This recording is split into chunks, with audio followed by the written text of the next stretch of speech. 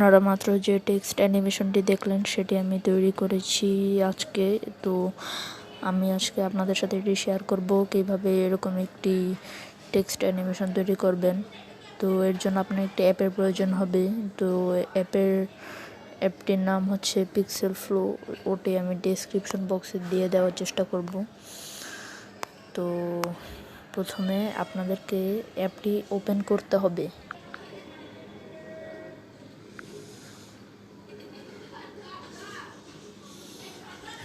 আচ্ছা, ওপেন হতে একটু টাইম নেবে।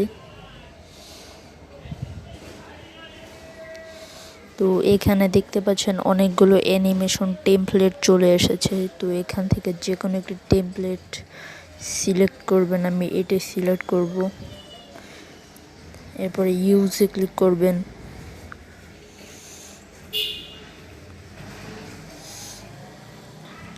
এই যে তখন এরকম অপশনগুলো চলে আসবে। এরপরে এই যে লেখাটি রয়েছে এটি আপনাদের চেঞ্জ করে দিতে হবে আপনাদের ইচ্ছে মতো। তো আমি এখানে ক্লিক করে আমার লেখাটি চেঞ্জ করে দেব।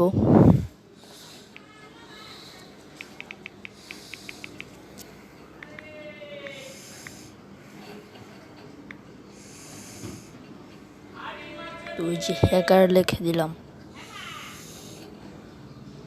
তো এরপরে ডান অপশনে ক্লিক করে দিবেন। এরপরে আপনারা অডিওতে ক্লিক করে একটি অডিও সিলেক্ট করবেন।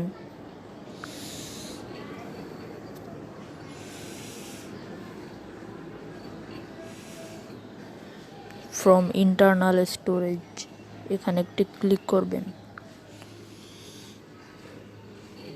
তো এখানে আপনার ফোনের সব অডিওগুলো চলে আসবে। আমি এখান থেকে এই অডিওটি সিলেক্ট করে নেব।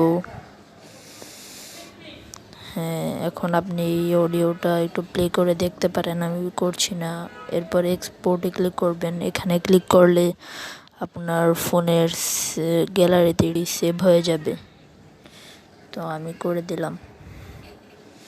তো এখান থেকে 720 যে পিটি এই অপশনটি এই মিডিয়াম এখানে একটি ক্লিক করবেন। এটাই বেস্ট ফোনের জন্য, যেখানে একটু টাইম নেবে এটা হতে।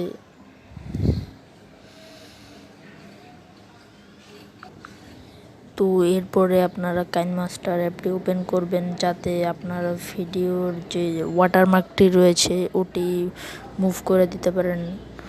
ওটা আসলে মুভ না করলে আপনার ভিডিও যে এই টেক্সট অ্যানিমেশনটা তেমন কোনো একটা দাম থাকবে না। তো আমি ওপেন করে নিচ্ছি।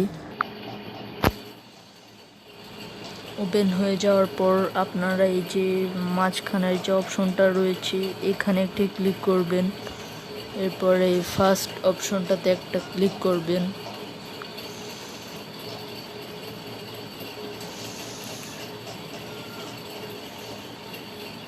তো এখানে দেখতে পাচ্ছেন এই যে এই অপশনটা, এখানে ক্লিক করবেন। এই যে আপনার সেই যে টেক্সট অ্যানিমেশনটা, এরপরে এখানে আর একটা ক্লিক করবেন।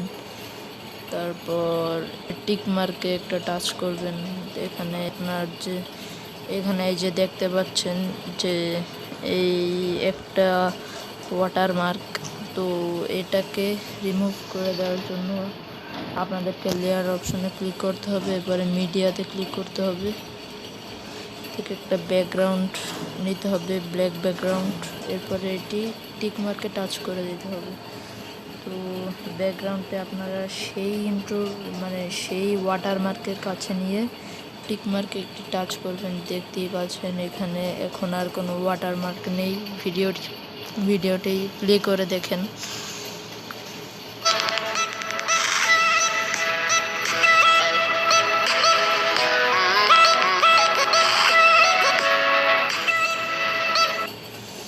তো এরপরে এই অপশনে ক্লিক করবেন। এরপরে এক্সপোর্টে, এরপরে এখানে এইচডি রেখে দেবেন। এরপরে এক্সপোর্টে ক্লিক করবেন। এরপরে স্কিপে ক্লিক করবেন। তো এখন আপনার ভিডিওটি এক্সপোর্ট হয়ে গ্যালারিতে চলে যাবে। ওটা আমি আপনাদেরকে প্রুফ দিয়ে দিচ্ছি।